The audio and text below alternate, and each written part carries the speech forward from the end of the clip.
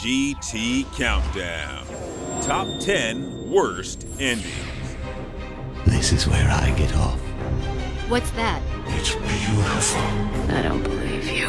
Endings can stink for a lot of reasons. The NES and arcade were full of laughable conclusions that made us first question the hours and hours required to earn just a single screen of text. Some stories didn't end up the way we wanted or expected, and others cut themselves off so quickly we didn't have a chance to savor the fruits of our labors. Many endings have disappointed, but these are the 10 curtain calls that truly deserve an airborne tomato or two. They taught us that the end doesn't always justify the means, and that the journey is sometimes what's most important. Release me from this torment. Number 10. Sniper Ghost Warrior. Plans like these are too valuable to risk them ending up in the wrong hands. While headshots are often their own reward, imagine mucking through 17 tedious missions of pure mediocrity. At last, your final target, the vile General Vasquez, is in your long sights. You line up the shot, squeeze the trigger, and let the exit wound do the rest. Your handler tells you to get out as the screen quickly fades to black as the words, "The End," sans serif fill the screen. No fanfare, no music, not even a cake. This eruption of abruption makes 8-bit game endings seem like extended epilogues, and its brevity kickstarts the horrible harbored in this list. No time for details now. Number 9. Far Cry 2. I'll be dead in an hour, and so will you. When you reach the finale of Far Cry 2, your driving goal is to kill the man known as the Jackal and put an end to a civil war that has been thrown out the window. Forced to team up with your former enemy, you must take on one of two jobs in order to assist a mass exodus of refugees. Either blow yourself up with dynamite to block a mountain pass, or bribe border guards and shoot yourself in the head. The Jackal promises he'll take care of the other option. After you've sacrificed yourself, a few sentences of text let you know all the terrible things you've done over the course of the game were completely justified. You've simply been filling in the blanks while the game tells you a story, and death is your big reward. So which one are you taking? Diamonds or dynamite? It's up to you. Number 8. Rainbow Six Vegas. Open and clear. A lot of games like to tease to an upcoming sequel, but Rainbow Six Vegas just drops the story off the side of the Hoover Dam. After saving Vegas from a micro-pulse missile and confronting a traitor, you reunite with the rest of your battered team where you're spoon-fed the ending through voiceover as you watch your squad mates stare into space. Stupid. Our hero professes that it's not over by a long shot, but the text, "To be continued," begs to differ. Soldiers wouldn't suit up for the conclusion for another year and a half. Doesn't make sense. Number 7. Dark Souls.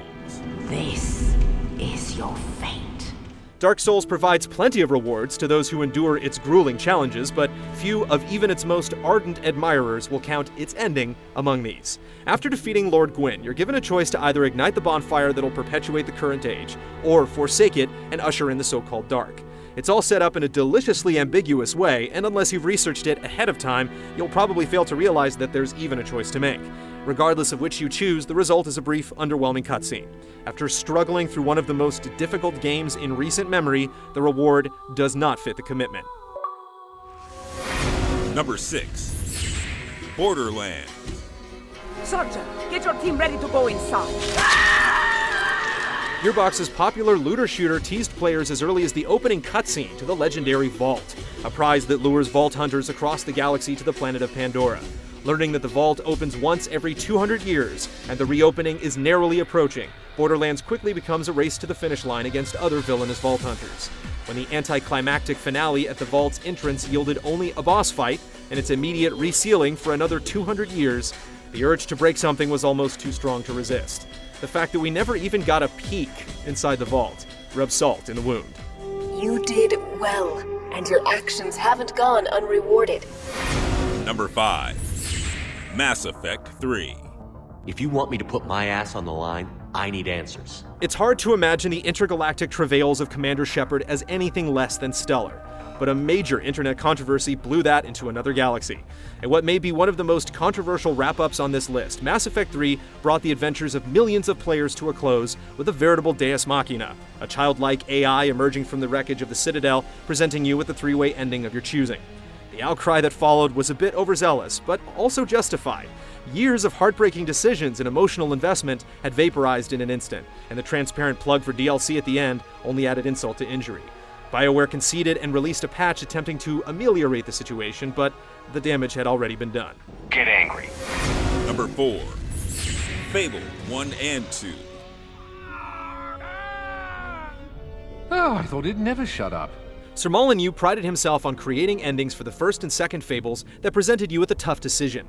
The idea was sound, but the execution was sorely lacking. Some felt the first game reached its conclusion much too quickly, and the second wrapped up its quest against evil with something more reminiscent of a boss encounter instead of a boss fight. For games that focused so heavily on player choice, none of the endings relied on previous decisions to provide a satisfying outcome. Your godly or demon-like forms were much more concrete evidence of your actions than the final chapters in either of these bedtime stories. Shame about all the rotten stuff. Number 3. Metal Gear Solid 2: Sons of Liberty. Try this instead. If Raiden's juvenile demeanor and incessant chatter about trivial things didn't drive you bonkers, then the drivel that Kojima and company call an ending was certainly the nail in the coffin. The ridiculous diatribe about the dangers of the digital age was borderline conspiracy theory porn, and a clear sign that the Metal Gear franchise had begun to take itself far too seriously. The resolution provided no sense of closure, and any of the loose ends wrapped up felt forced and too convenient. Fortune couldn't die because Ocelot gave her a magic device. The Big Shell incident was really a training simulation to recreate Solid Snake. The Patriots apparently had complete control of it all, blah blah blah. Kojima threw logic out the window, resulting in a lazy, haphazard ending for a series that tries to pride itself on prose. It doesn't matter if they were real or not. That's never the point. Number 2. Knights of the Old Republic 2. We will be mercifully free from the opinions of imbeciles and fools. BioWare was under an empirical time crunch while assembling the sequel to its immensely popular RPG Knights of the Old Republic, and the ending ended up being a casualty. Not only could players sense the dark side villain from light years away, the unceremonious boss fight that followed was cut comically short. The player was rushed out of harm's way and into the credits with only echoes left of what had happened to the playable character and members of the crew. It was horribly rushed, and along with various glitches, ruined what could have been an amazing sequel. And in the end, you may find you have nothing left to sacrifice. Number 1. Ghosts and Goblins. We tried to stay away from including too many 8 and 16-bit games on this list because the technology of the time really dictated what was possible from a storytelling perspective. But Ghosts and Goblins' ending wasn't a matter of technical limitations. It was a design choice, and one of the worst decisions we've seen. First of all, this is one of the most brutally difficult and punishing games to ever be released. Even when compared to its often stifling contemporaries, this game is tough to stick with. So what do you get after spending days of arduous playing? A horribly misspelled congratulatory sentence, and a swift boot to the rear sending you back to start the entire game over again.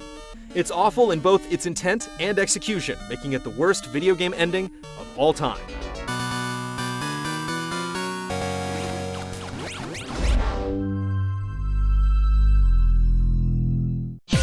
See this and other GT shows and game reviews on the GT Originals iOS app, available now on the App Store.